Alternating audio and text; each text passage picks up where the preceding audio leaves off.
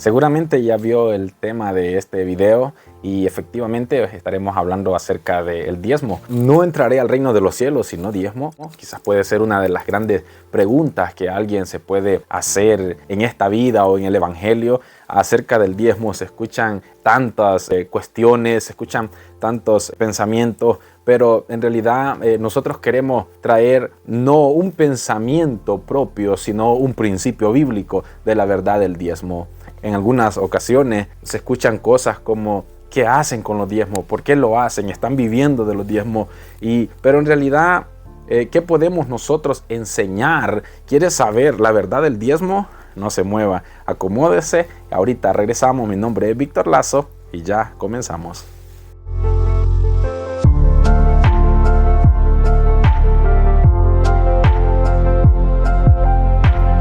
Bien, queremos aclarar de que este tema no va para atacar a alguna organización eclesiástica o hacer el favor eventualmente a una organización eclesiástica, sino este es un tema para llevar al conocimiento de lo que la Biblia enseña y no de los pensamientos de nosotros los hombres, porque nosotros los hombres podemos poner diferentes tipos de mensajes, podemos poner diferentes tipos de nociones al tema, pero en realidad todo tiene que ser con un principio bíblico. Y seguramente en algunos lugares hay personas que preguntan a sus pastores, ¿el diezmo es bíblico? ¿Está vigente hasta la actualidad? ¿Qué podemos hacer? Algunos reciben respuestas concretas, otros reciben respuestas que los deja pensando, que no convence su entendimiento. Y es por eso que queremos traer esta enseñanza, para que usted tenga un conocimiento bíblico y no de hombre. Y me gustaría comenzar con ese famoso verso allá en Malaquías 3, versos 8 al 10, donde la revelación del Señor dice de esta manera: ¿robará el hombre a Dios? Una pregunta, pues vosotros me habéis robado. Está hablando el Señor, nótese, y sigue diciendo: y dijiste, ¿en qué te hemos robado? Otra pregunta, en vuestros diezmos y ofrenda. Malditos sois con maldición, porque vosotros, la nación toda, me habéis robado. Traed todos los diezmos al alfolí, y haya alimento en mi casa, y probadme ahora en esto, dice Jehová de los ejércitos. Si no, os abriré la ventana de los cielos y derramaré sobre vosotros bendición hasta que sobreabunde. Bien, tenemos el famoso o los famosos versos de Malaquías 3, donde muchos lo usan para hacer vigencia del diezmo y otros lo usan incluso para maltratar al pueblo comprado con la sangre de Cristo Jesús.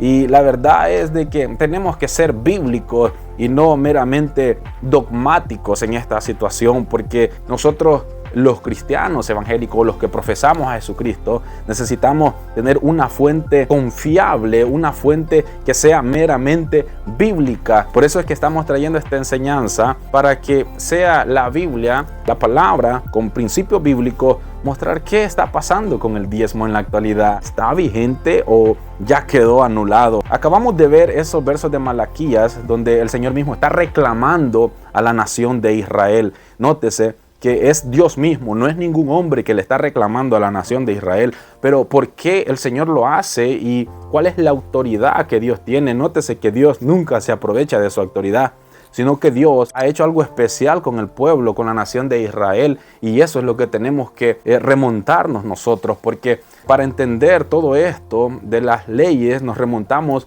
allá cuando el pueblo estuvo en Sinaí, en el monte de Dios.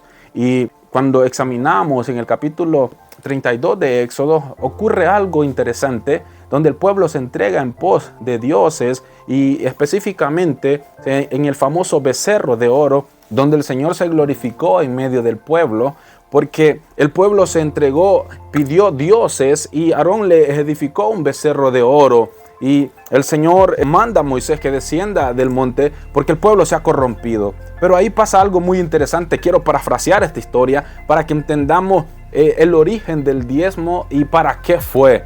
Y nótese que cuando Moisés mira al pueblo que está desenfrenado, Moisés hace una pregunta a la puerta del campamento y dice: el que esté por Jehová, júntese conmigo. Y la Biblia relata que solo la tribu de Leví se acercó a Moisés, y nótese que lo que dice la palabra del Señor es que el Señor se glorificó en ellos, los santificó, porque fueron los únicos que estuvieron en pos de Dios. Y ellos recibieron el sacerdocio perpetuo en la nación de Israel. Y es por eso que cuando Josué entregó las tierras por heredad allá en Canaán, no se encontró heredad para ellos, no se encontró una tierra física para ellos, para la tribu de Leví, porque el Señor era su heredad. Tenían la santificación de Dios y ellos eran los ministros en el tabernáculo, y por ende la ley de Moisés, la ley que el Señor dio a Moisés, exigía al pueblo que ellos tenían que hacer la manutención para ellos, para los sacerdotes del Señor, por medio de los diezmos y de las ofrendas. Y es por eso que en el libro de Levíticos, capítulo 27, la ley de Moisés dice de la siguiente manera, en los versos 30 al 32 dice así: y el diezmo de la tierra, así de la simiente de la tierra como del fruto de los árboles, de Jehová es cosa dedicada a Jehová. Y si alguno quisiere rescatar algo del diezmo, añadirá la quinta parte de su precio por ello. Y todo diezmo de vacas o de ovejas, de todo lo que pasa bajo la vara, el diezmo será consagrado a Jehová. Y nótese, el verso 34 termina diciendo: estos son los mandamientos que ordenó Jehová a Moisés para los hijos de Israel en el monte Sinaí. Ahí tenemos la explicación de lo que está recibiendo el pueblo de Israel por ordenanza, por mandamiento, por estatuto, para que pueda practicarse de generación tras generación. Ahora, ampliando más cómo se iba a practicar el diezmo en la nación de Israel, también en Deuteronomio capítulo 14 también vemos que dice de la siguiente manera, en los versos 22 en adelante: indefectiblemente diezmarás todo el producto del grano que rindiere tu campo cada año, y comerás delante de Jehová tu Dios en el lugar que él escogiere para poner ahí su nombre. El diezmo de tu grano, de tu vino y de tu aceite, y las primicias de tus manadas y de tus ganados, para que aprendas a temer a Jehová tu Dios todos los días. Y si el camino fuere tan largo que no puedas llevarlo por estar lejos de ti el lugar que Jehová tu Dios hubiere escogido para poner en él su nombre, cuando Jehová tu Dios te bendijere, entonces lo venderás y guardarás el dinero en tu mano, y vendrás al lugar que Jehová tu Dios escogiere, y darás el dinero por todo lo que deseas, por vacas, por ovejas, por vino, por sidra o por cualquier cosa que tú deseares. Y comerás ahí delante de Jehová tu Dios, y te alegrarás tú y tu familia. Y no desampararás al levita que habitar en tus poblaciones, porque no tiene parte ni heredad contigo.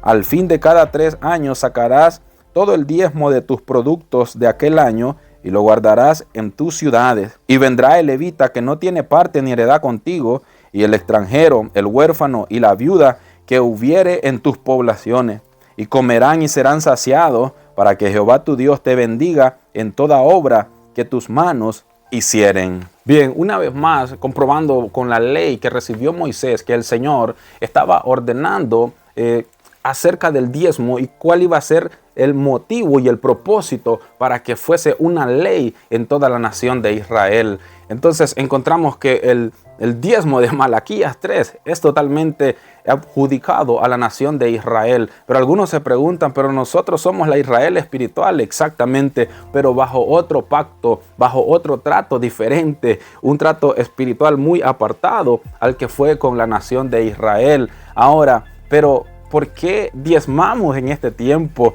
¿Bajo qué concepto, bajo qué principio lo hacemos? ¿Serán doctrinas de hombre o siempre es un principio bíblico? Y efectivamente sí. El diezmo actual, quizás muchos se preguntan que lo están haciendo bajo dogmas de hombre, que son los hombres que están rigiendo, o incluso algunos dicen que estafan a la gente, estafan a los feligreses.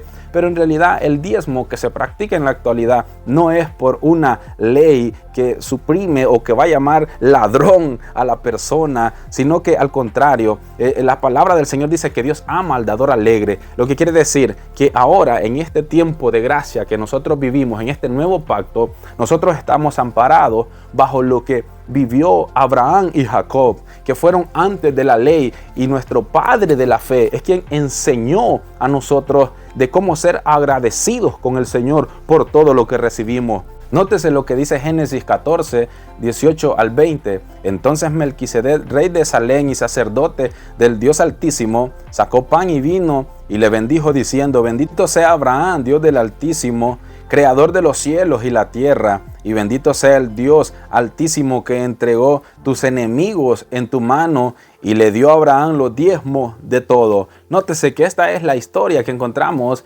en ese capítulo del libro de Génesis, donde Lot había sido llevado secuestrado por un rey y Abraham fue en pos de él para rescatarlo y rescató a todos los que habían sido prisioneros y todo el botín. Y dice la Biblia que Abraham fue al rey de Salem, a Melquisedec, que tiene una estima muy grande en la Biblia por ser un sacerdote del Dios Altísimo, y Abraham va y da los diezmos de todo el botín. ¿Qué quiere decir? Que de su voluntad está reconociendo nuestro Padre de la fe que de todo lo que obtenemos hay que darle al Señor voluntariamente. Pero nótese que en Abraham no se cumplió la descendencia original, sino que fue en su nieto Jacob. Y Jacob tuvo una experiencia muy interesante con el Señor, y la vemos en el capítulo 28 de Génesis, verso 20 al 22, donde dice: e hizo Jacob voto diciendo: si fuere Dios conmigo y me guardare en este viaje en que voy, y me diere pan para comer y vestidos para vestir, y si volviere en paz a casa de mi padre, Jehová será mi Dios, y esta piedra que he puesto por señal será casa de Dios, y de todo lo que me dieres, el diezmo apartaré para ti. Nótese que ahora tenemos a Jacob que está haciendo voluntariamente un compromiso con Dios, y el compromiso es de que si tiene toda la bendición de Dios, ¿por qué no darle al Señor? ¿Por qué no apartar algo para Él? Estamos viendo que estos hombres están antes de la ley, están en la fe. Nosotros conocemos a estos hombres como nuestros padres de la fe, y lo que hoy en día nos mantiene de pie, firmes en la doctrina, es la fe en Cristo Jesús, la fe en nuestro Dios. Así es de que la pregunta es, y la gran pregunta: ¿por qué diezmamos hoy en día? ¿Nos ampara algo? Sí, nos ampara la fe. Y el diezmo que se da en estos días no es porque el Señor nos ha hecho una ley que tiene que ser sí o sí. El diezmo es tan poderoso que lo tiene que descubrir un verdadero agradecido. Para que el diezmo haga efecto en tu vida, en tu familia, en tu congregación, se necesita ser agradecido. No por manipulación, no por agradar a un hombre, no por tener privilegios en las congregaciones, sino porque de ti mismo sale un agradecimiento para con el Señor. De todo lo que me dieres,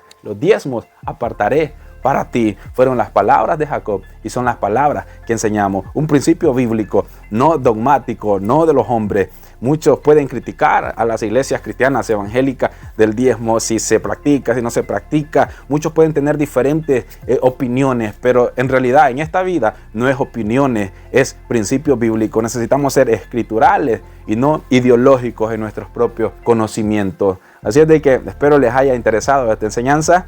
Y recuerde compartir este video para que sea de bendición para muchos. Si no se ha suscrito, suscríbase al canal. Es totalmente gratis. La bendición fluye de gratis en estas redes sociales. Mi nombre es Víctor Lazo y esto fue Principio Bíblico. La paz de Dios con cada uno de ustedes.